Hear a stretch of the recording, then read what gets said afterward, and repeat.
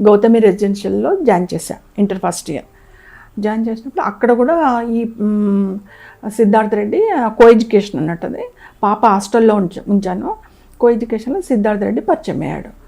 అలా వాళ్ళు ఏదో ప్రేమ లవ్ అని చెప్పేసి సెకండ్ ఇయర్ నుంచి మొదలు పెట్టారు. అప్పుడే పాప కూడా ఈ జగదేక వీరుడు అతిలోక సుందరి రాఘవేంద్రరావు గారి కాంటెస్ట్లో సెలెక్ట్ అయింది.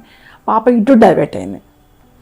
సో సిద్ధార్థ రెడ్డి సెకండ్ ఇయర్లో బాగా ప్రేమించుకున్నారు అది ఇదని చెప్పేసి రూమర్స్ వచ్చినాయి. తర్వాత పాపని నేను అడిగాను, ఏంటమ్మా ఎట్లా అంటే, లేమ్మా మేమిద్దరం ఇష్టపడుతున్నాము అంటే, ఇప్పుడే కదమ్మా 17 years దాటుతున్నాయి, అందులో ఇప్పుడే సెట్ అవుతున్నావు, వద్దమ్మా అని చెప్పాను నేను.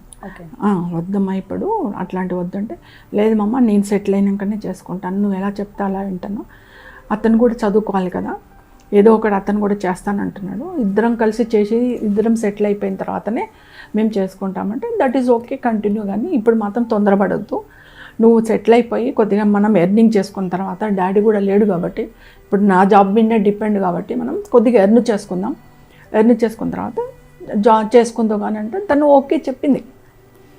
కానీ ఇక్కడ సైడ్ సిద్ధార్థ రెడ్డి సైడ్ నుంచి ప్రెషర్ ఎక్కువైపోయింది. తను డే బై డే మంచి హీరోయిన్ అవుతుంది. ఎప్పుడైనా మీతో మాట్లాడా వచ్చి సిద్ధార్థ రెడ్డి నేను ప్రేమిస్తున్నాను పెళ్లి చేసుకుంటాను? నో అది చెప్పలేదు. అప్పుడప్పుడు 1-2 సార్లు ఇంటికి వచ్చాడు, పరిచయం చేసింది, ఓకే అమ్మా అని అన్నాను, అంతే.